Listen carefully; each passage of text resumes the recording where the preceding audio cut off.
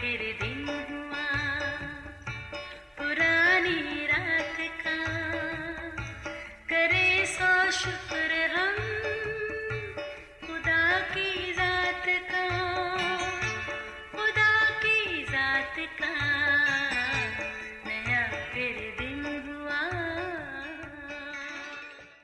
आज की आयत।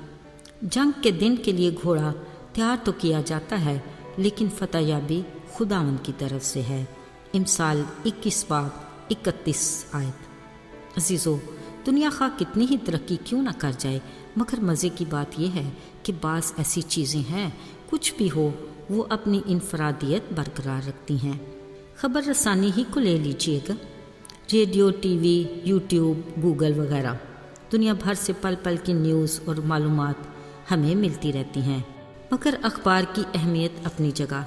बिलाशुबा आज भी लोग बड़े ज़ौक़ और शौक़ से अखबार पढ़ते हैं।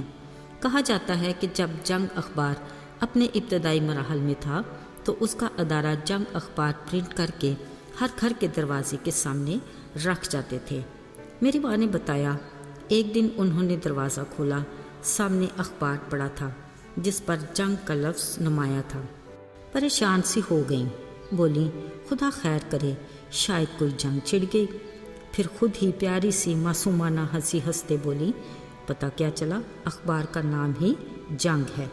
असल में लफ्ज़ जंग बजाते खुद एक ऐसा एहसास है जिसको सोच कर ही जी दहल जाता है और बयान करने के लिए अल्फाज भी खौफ से मुँह छुपा लेते हैं। खैर, उम्मीद अच्छे की होनी चाहिए, बाकी जो होना है वो होकर ही रहता है।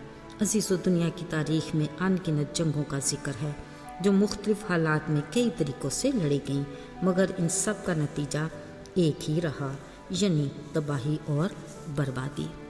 कलाम मुक़द्दस में भी बहुत सी जंगों का जिक्र है जिनका नतीजा भी यही तबाही और बर्बादी ही रहा, मगर तरीक़ेकार मुख्तलिफ था। मसलन बाज़ औक़ात महज कुछ 100 की फ़ौज ने दुश्मन के बड़े लश्कर को शिकस्त दी। किसी वक्त खुदा की तरफ से फरिश्ते ने दुश्मन के लश्कर में घुसकर उनको ऐसा मारा कि उन्हें उल्टे कदम भागना पड़ा। एक बार तो बहुत ही अजीब हुआ। जंग के दौरान जब तक मूसा अपने हाथ उठाए रखता, इसराइली फ़ौज जीत जाती। जैसे ही थकन से हाथ नीचे जाते, वो शिकस्त खाने लग जाते। फिर जंग में फतह हासिल करने के लिए कुछ मददगारों ने मूसा के बाजू ऊपर उठाए रखने में मदद दी। एक और जंग काहिनों के नरसिंगे फूंकने और लोगों की ललकार से ही जीती गई। मगर एक बात अपनी जगह अटल कि हर जंग की मंसूबाबंदी खुदा की अपनी ही होती। बिलाशुबा कौम इसराइल ने खुद भी कई बार शिकस्त खाई, जिसकी वजह उनकी अपनी नाफरमानी थी। अजीज़ों, बात हो रही है जंगों की, तो चलिए सुकूवत यरू की बात करते हैं, जो अपनी नौइयत का अनोखा वाक़या है। ये शहर नहायत मजबूती से बंद था, ना कोई बाहर जाता ना कोई अंदर आता था।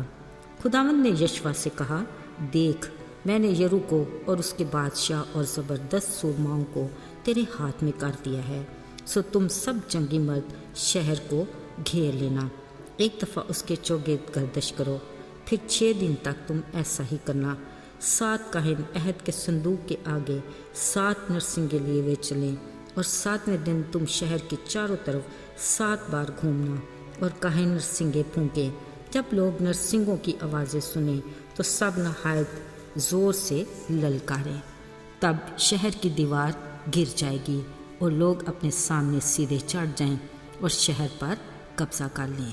खुदा ने यशवा को और भी हदायत दी कि शहर की हर शय को नेस्त कर देना, मगर मखसूस अशिया यानी चांदी, सोना, पीतल और लोहे के बर्तन खुदावंद के ख़जाने में दाखिल करना।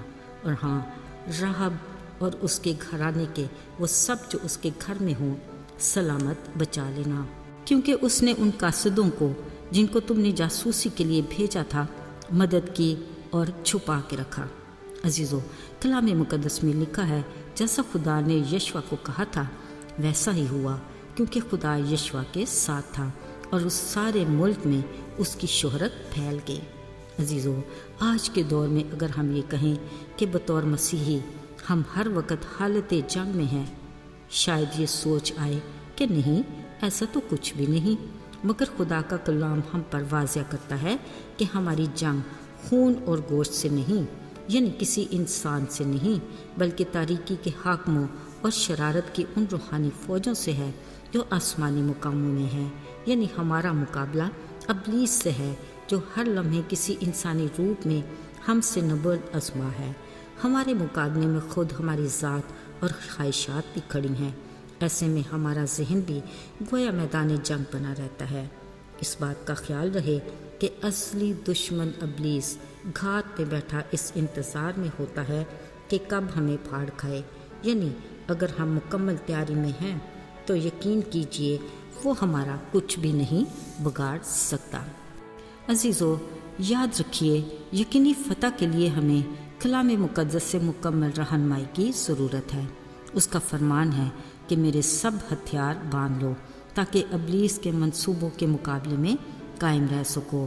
اس کے لیے سچائی سے کمر کس کر، راست بازی کا بختر لگا کر، پاؤں میں صلح کی خوشخبری کی تیاری کے جوتے پہن کر، ایمان کی سپر، نجات کا خود اور روح کی تلوار جو خدا کا کلام ہے لے لو، اور ان سب کے ساتھ روح میں دعا اور منت کرتے رہو۔